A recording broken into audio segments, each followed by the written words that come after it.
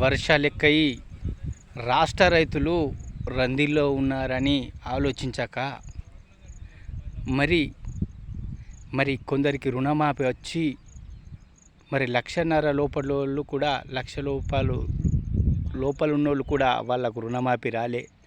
వాళ్ళ గురించి చర్చించాలని మరి అదేవిధంగా మరి మాట్లాడినటువంటి విషయాలు అవిటి గురించి పోయి చర్చించేటి విషయం పోయి మరి ఎవరన్నా మరి పొడుపు కొట్టు మాటలతోటి చిన్న పిల్లగాళ్ళ తీరు మాట్లాడి బూతు మాటలు విసబెట్టినటువంటి యొక్క మన దానం నరేందర్ గారు మరి అటువంటి యొక్క మరి ఎన్నో సమస్యలు ఉన్నటువంటి ఈ తెలంగాణలో మీరు సాల్వ్ చేసేది పోయి సమస్యలు నిడిసబెట్టి వ్యక్తిగతమైనటువంటి యొక్క చర్చలు తీసుకొని మరి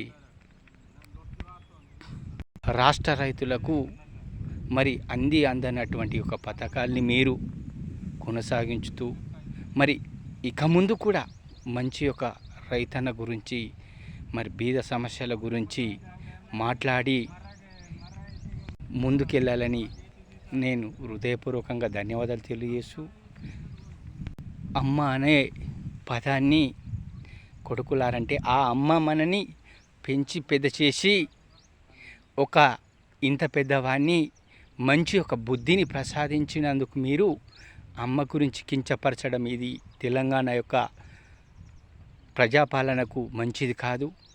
మీరు రాబోయే రోజుల్లో మంచి చేసే మనిషి అలా మాట్లాడడం మన తెలంగాణకు ఒక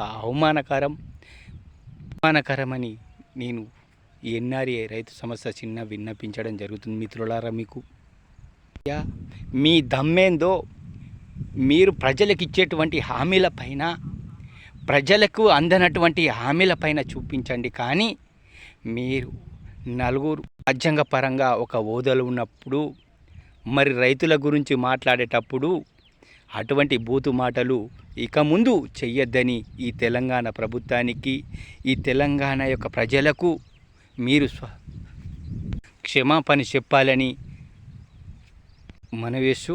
జై భారత్, జై తెలంగాణ.